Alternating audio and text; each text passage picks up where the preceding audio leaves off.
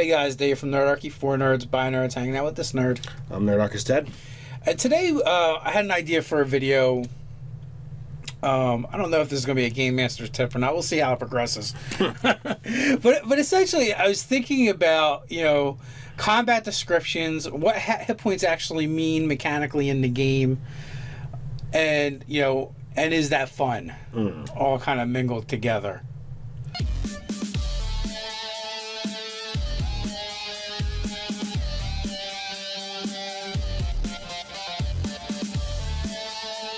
Before we get too deep into that, though, why don't you go deeper into the description?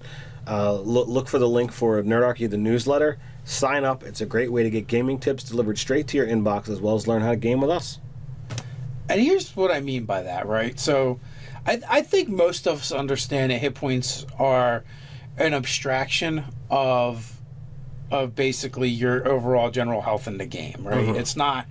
There's not a direct correlation. Right. So, like, you take 10 points of damage, you just did not get run through by a sword, you didn't take an arrow to the eye, you have not been impaled, chances are you have not even received a cut. Or maybe a scrape. Yeah, if you've got something that does, a significant amount of damage, you might have, a scrape, a bruise. You might have gotten winded. If you're wearing armor and someone, socks you in the gut, whether it's bladed or not, it's going to compress, and unfortunately, that's going to shove a lot of air out of your lungs. So, in my opinion, at least hit points as it's presented in D&D, at least the last several editions, it's always actually been presented this way. Well, I mean, back in second edition, we did all kinds of crazy stuff, and people survived with, arrows in the eye, swords literally through them, and it's like, oh... Well, what we did and what was actually meant by the designers are completely different. True. But it's supposed to represent your combat endurance. If you've ever done any kind of, martial combat, even if it's fake combat or sparring, you know what it's like to be in the thick of it and actually get wounded. I know you've got a lot of years of martial arts. My hand-to-hand combat knowledge is very minimal, but I spent a lot of years working with weapon combat. And on top of that, LARP fighting, which, LARP fighting, there's not a whole lot of real risk of injury short of someone going crazy or you tripping in the woods. And I don't mean that, with medicine. I don't think you really can call that medicine. Well, but, but you wind up getting, tired. Your muscles get sore the longer you're fighting. The getting hit repeatedly in the same area, your muscles are going to move slower. They're going to get weaker. Well, like the best example I can think of is in the one Goju Ryu school I trained at, and a lot of the different martial arts schools you have to do full contact fighting to progress past, to the next level. Mm-hmm. Well, I actually, he was taking my test when someone else was taking a black belt test, and they had to do all their forms, their katas and their techniques, and also like the physical fitness type stuff. But then in addition to that, they had to get their black belt test. They had to fight 12 3-minute rounds. And they would have to fight they fought a fresh opponent every round. So they would take the brown belts and black belts from the school. They might even bring in, instructors or senseis from other schools. But, even if you fought someone who you already fought, like they've had like 2-3 rounds of rest before getting back in. And by the 10th to the 12th round of this fight, watching it, the guy taking the test looked like he was literally moving in slow motion underwater, and he was giving it, all he had. Right. And like that's a perfect example of someone who's basically lost like almost all their hit points. Right. But like so one of the reasons I was really thinking about doing this video and talking about it though is here's the truth of the matter, right? When we're playing the game and we're describing things as the DM or the players, it's just not fun to say you're after the ogre is slammed, after the ogre does his attack rolls, to tell the player, well, you feel a little winded now, or the experience of combat is starting to wear on you. Like, there's nothing dramatic or particularly fun about that. Because when you look at the combat round, what's actually going on, even though you only have one or two actual attack rolls, the truth of the matter is, you're parrying, you're blocking, you're dodging, you're looking for openings, you're feigning, you're making multiple attacks, right? But what those die rolls are really telling me is that those are how many shots you have of actually like landing. Based on your skill. If you're a low-level fighter, in that given duration, you have one chance to do it. As you gain in skill and you wind up getting those second attacks, third attacks, it means you've got another chance of actually landing something, and that's based on your degree of skill.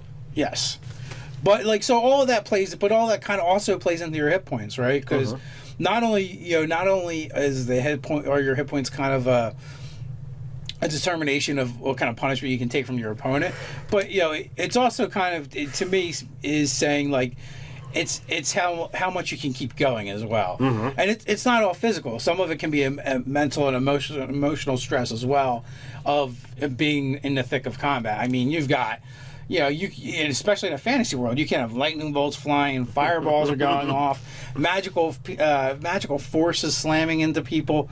You have all this crazy stuff going on that would be very detrimental to someone, not just physically, but mentally and emotionally. There's a term called shell shock. Right. Well, in a fantasy game, you could definitely have that happen. Well, you get caught in a fireball blast. I've actually, I've had, kind of that shock experience. Back when I, was doing Arma regularly, the one guy came forward, with a plan for the evening, and he's like, I read a story where a guy was at a bar, and he came through a one-way door. It only opens, from the side he came from, and it locks behind. So now he's in a 6 foot to 10 foot wide corridor. There's two guys who are drunk and have misidentified what would be you as someone that they have a beef with. So the one guy pulls a knife, you're unarmed, you have to get past them, to the door that they came through so that you can make it out alive. And so the guy with the knife is the person who winds up coming forward because he's armed. So in this particular example, I'm the guy with the knife. My buddy Matt is the guy with, who came through the door. Now, he's 6'4", 6'6". I'm nowhere near that tall. He's got arms that we've said are a mile long.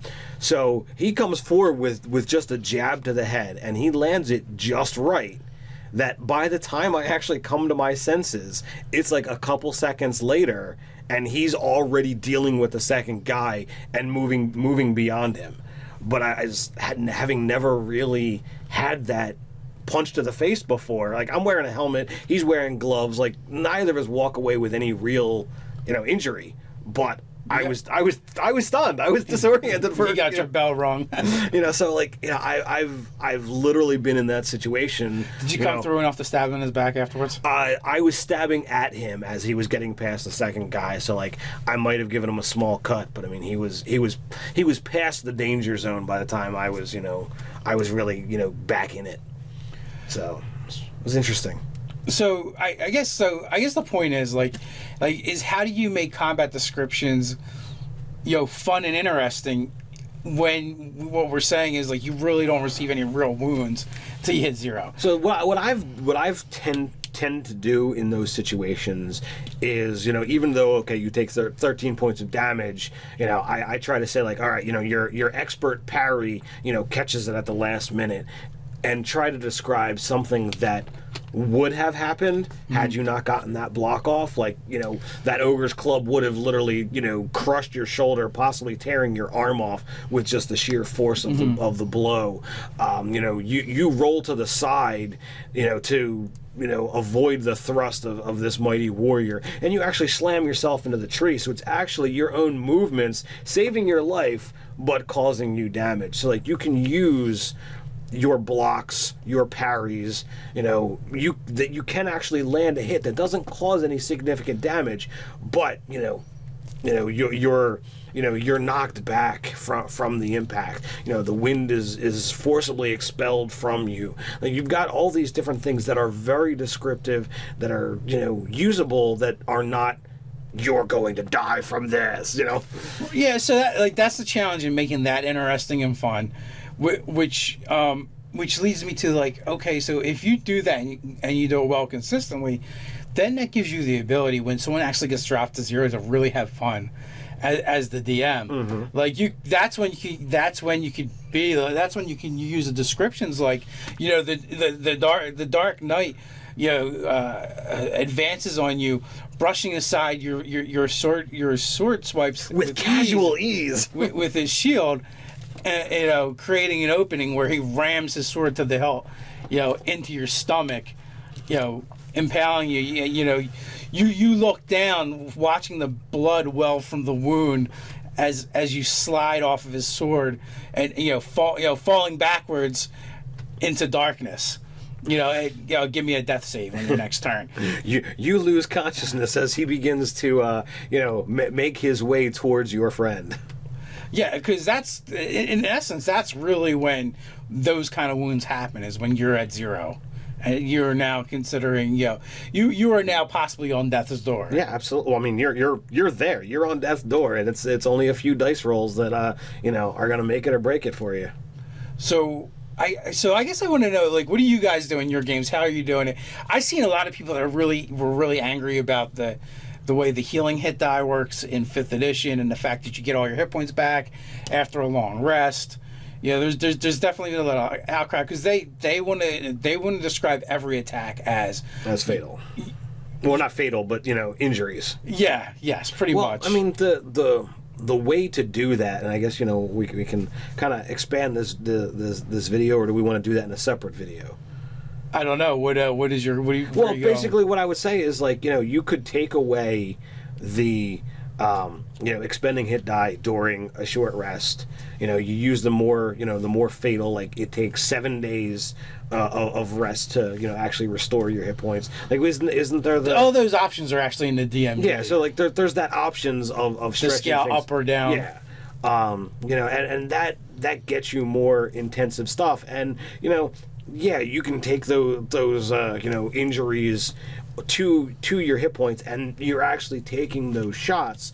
But in order to play those style of games, you need to have a lot of like less damaging encounters, because you're going to need to take significantly larger breaks, and that's gonna extend the storyline out, at least the timeline out, in order to be able to do stuff. So I think as a DM, it's harder to get those condensed storylines done if like, oh well, I need a month's rest to actually heal all of my injuries. I look at 5th edition. It's laid out much more like 80s action movies. Mm-hmm. The way the damage is handled, in my opinion. Mm-hmm. Like the hero gets beat to hell. He's covered head to toe in soot. There's some bruises, and there's some minor lacerations all over the place. Maybe he had to pull one bullet out, somewheres.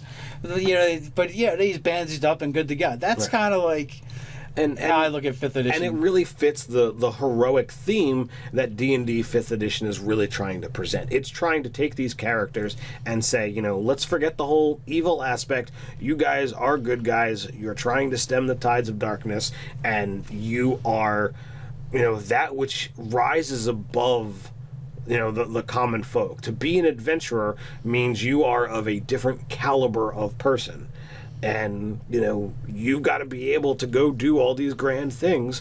So in order for that to happen, yeah, you need to come out of combat beaten, battered, bruised, and slightly lacerated, but you don't have your eye falling out of its socket, 2 or 3 daggers stuck through you, impaled with a sword, and like, all right, I got 60 hit points left, let's go.